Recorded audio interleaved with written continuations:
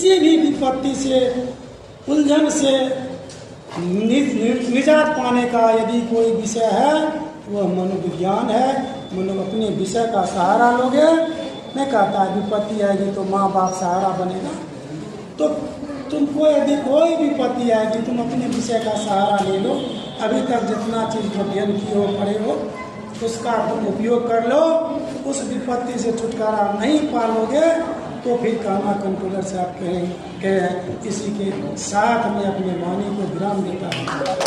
Psychology पढ़ के भले ही आप फ्राइड, ऊंट,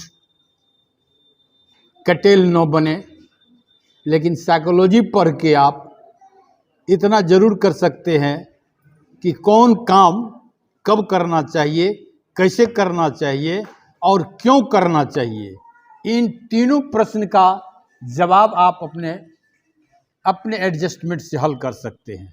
वैसे मनोविज्ञान की हमने जो इसका थीम समझा है वह एक पंक्ति में है कि psychology is the science of adjustment. दुनिया में किसी भी क्षेत्र में आप काम करिए, अगर एडजस्टमेंट नहीं है आपको तो वह स्ट्रेस का कारण बनेगा। इसीलिए कहीं भी जाइए, किसी भी क्षेत्र में जाइए, किसी भी नौकरी में जाइए, एडजस्टमेंट को बनाने का कोशिश कीजिए। एडजस्टमेंट से हमारा ये मतलब है कि जो सिचुएशन सामने आवे उस सिचुएशन के अनुकूल चलने का प्रयास कीजिए, उस सिचुएशन के अनुकूल व्यवहार कीजिए।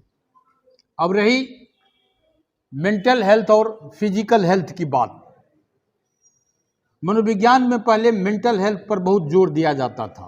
वैसे आज भी इसका मूल विषय मेंटल हेल्थ ही है, जिसके अंतर्गत विभिन्न प्रकार के साइकोसिस और साइकोन्यूरोसिस को आप इंटर से लेकर के अभी तक में पढ़ चुके होंगे। जैसे साइकोसिस, साइकोन्यूरोसिस, इसके दो भाग हैं।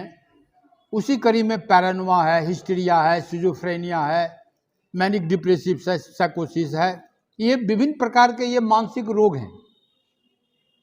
और अब स्थिति ये है कि ये मानसिक रोग की इलाज तो साइकोलॉजी करता था, इसका अध्ययन करता था, लेकिन फिजिकल रूप से जो अस्वस्थ होते थे और उसके कारण जो उन पर मानसिक दबाव या स्ट्रेस होता था उसका अध्ययन नहीं हो पाता था।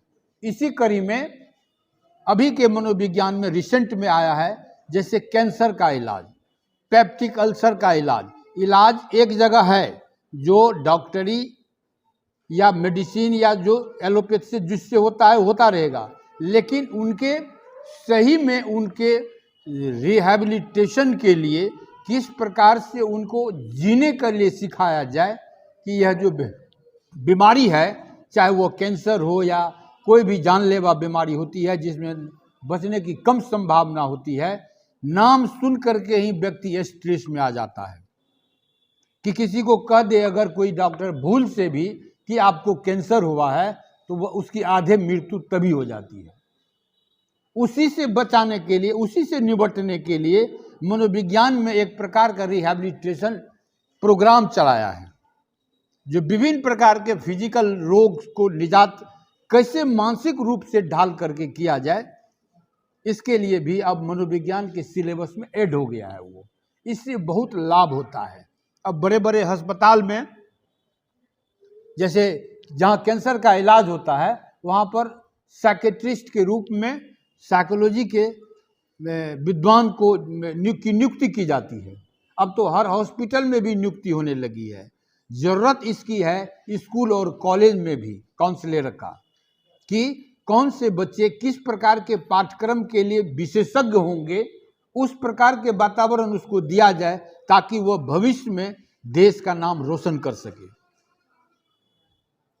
वैसे एक आकलन में है कि प्रत्येक 10 आदमी में एक आदमी को किसी न किसी रूप से मानसिक और शारीरिक रूप से वह प्रभावित है, अभी भी है। अगर आप 10 को एक जगह जमा करिए तो किसी न किसी प्रॉब्लम से कोई एक व्यक्ति जरूर निकल जाएगा आपको।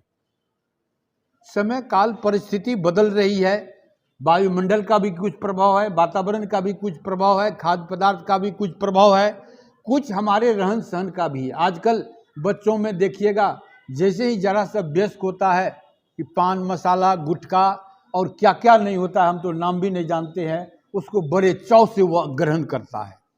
और मरने में अधिकांशतः जो ऐसे बच्चे अभी मृत्यु का दर बढ़ा रहे हैं, जो शुरू से ही पान गुटखा मसाला और क्या क्या जो होता है मादक द्रव्य का सेवन करता है, उसके कारण विभिन्न प्रकार के रोग से वह ग्रसित हो रहा है।